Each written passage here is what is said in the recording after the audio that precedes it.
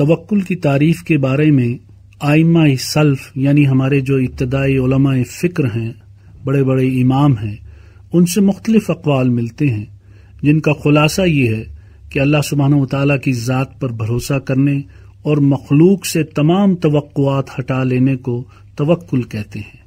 اللہ تعالیٰ نے اس دنیا کو دارالامتحان بنایا ہے اور یہاں ہر کام اس کی مشیت اور رضا ہی سے ہو رہا ہے۔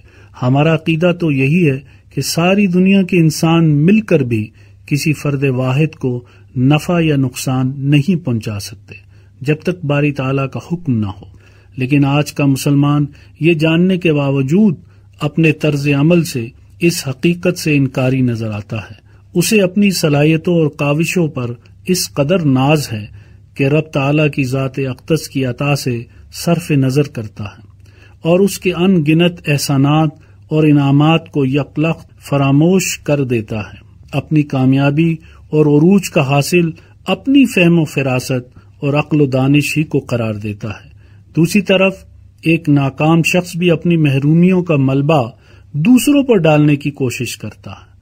دراصل اسباب تو ہمیں اختیار کرنے چاہیے، لیکن ہمارا بھروسہ اللہ تعالیٰ کی ذات پر ہونا چاہیے۔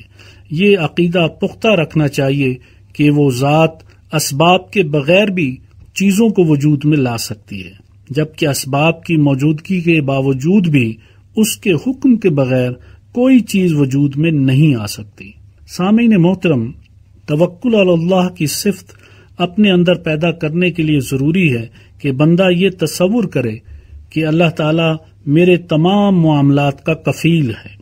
وہ ذات اقدس علیم و بصیر ہے، قادر مطلق ہے اور نسیان جیسے امراض سے پاک ہے، ہر نقص و عیب سے منزہ ہے۔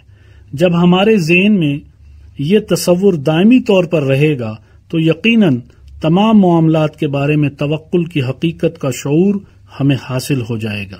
البتہ اللہ تعالیٰ نے اس دنیا کو اسباب کے ساتھ جوڑا ہے، یہی یقین کامل رکھنا ہمارا امتحان اور آزمائش ہے۔ اگر اسباب کے ساتھ مسبب الاسباب پر نظر رکھی جائے تو کامیابی ملے گی۔ اللہ کے رسول صلی اللہ علیہ وسلم سے ہر موقع پر جو مناجات اور دعائیں منقول ہیں ان میں مذکور کام اللہ تعالیٰ ہی کی طرف منسوب کیا گیا ہے۔ چنانچہ آپ صلی اللہ علیہ وسلم جب کھانا تناول فرماتے تو یہ دعا پڑھتے تھے، الحمدللہ الذی ہوا اشبعنا وازوانا وانعم علینا وافضل۔ تمام شکر و تعریف اللہ تعالیٰ کے لیے ہے جس نے میری بھوک کو مٹایا، پیاس کو بجھایا اور مجھ پر انعام اور فضل فرمایا۔ یعنی اے اللہ، بھوک تیرے حکم سے مٹی ہے اور پیاس تیرے حکم سے بجھ گئی ہے۔ گویا یہ یقین کامل ہے کہ بھوک و پیاس کھانے یا پینے سے ختم نہیں ہوئی، اگر اللہ نہ چاہتا تو ہم کھا پی کر بھی سیراب نہیں ہو سکتے تھے۔ اسی طرح جناب نبی کریم صلی اللہ علیہ وسلم جب سفر مبارک کا ارادہ فرماتے تو یہ دعا پڑھتے، سبحان الذی سخر لنا ھذا وما كنا له مقرنین وَإِنَّا إِلَىٰ رَبِّنَا لَمُنْقَلِبُونَ۔ پاک ہے وہ ذات جس نے اس سواری کو ہمارے بس میں کر دیا، حالانکہ ہمیں اسے قابو کرنے کی طاقت نہ تھی، اور بالیقین ہم اپنے رب ہی کی طرف لوٹ کر جانے والے ہیں۔ یعنی ہر چیز اللہ تعالیٰ کے قبضہ قدرت میں ہے، ہمارے پاس کوئی طاقت نہیں کہ ہم اس کے اذن کے بغیر کچھ کر سکیں۔ سامعین محترم، سابقہ انبیاء کرام کی زندگیاں بھی توکل علی اللہ کی بہترین غمازی کرتی ہیں۔ حضرت ابراہیم خلیل اللہ علیہ السلام کو جب آتش نمرود میں ڈالے جانے کا حکم ہوا تو ملائکہ ششدر رہ گئے اور ان کی مدد کے لیے بے چین ہو گئے، لہذا پانی کے فرشتے نے مدد کی اجازت چاہی۔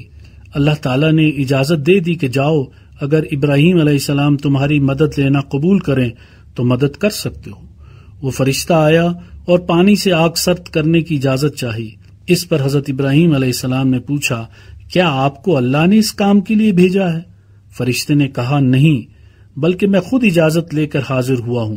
یہ سن کر خلیل اللہ علیہ السلام نے فرمایا، جب میرے رب کو میرا حال معلوم ہے پھر بھی اس نے خود نہیں بھیجا تو مجھے آپ کی اعانت درکار نہیں۔ میرا رب میرے حال کو جانتا ہے اور مجھے اس کی ذات پر بھروسہ و اعتماد ہے۔ یہ تھی توکل اللہ کی شان۔ حضرت عمر رضی اللہ تعالیٰ عنہ فرماتے ہیں کہ میں نے رسول اللہ صلی اللہ علیہ وسلم کو فرماتے ہوئے سنا کہ اگر تم اللہ پر کما حقہ توکل کرتے تو وہ تم کو ایسے رزق دیتا جیسا کہ پرندوں کو دیتا ہے، جو صبح خالی پیٹ جاتے ہیں اور شام کو شکم سیر واپس ہوتے ہیں۔ ہماری زندگی میں ذہنی اور قلبی سکون کا بہت بڑا کردار ہے۔ توکل علی اللہ سے ذہنی و قلبی سکون اور راحت حاصل ہوتی ہے۔ اپنے تمام کاموں کو اللہ سبحانہ وتعالیٰ کے سپرد کر دیں اور اسی ذات عالی پر کامل بھروسہ کریں جو بے نیاز ہے اور سب کچھ اسی کے قبضہ قدرت میں ہے۔ This program is the sole property of Pakistan Broadcasting Corporation, Islamabad. Piracy in this regard is illegal.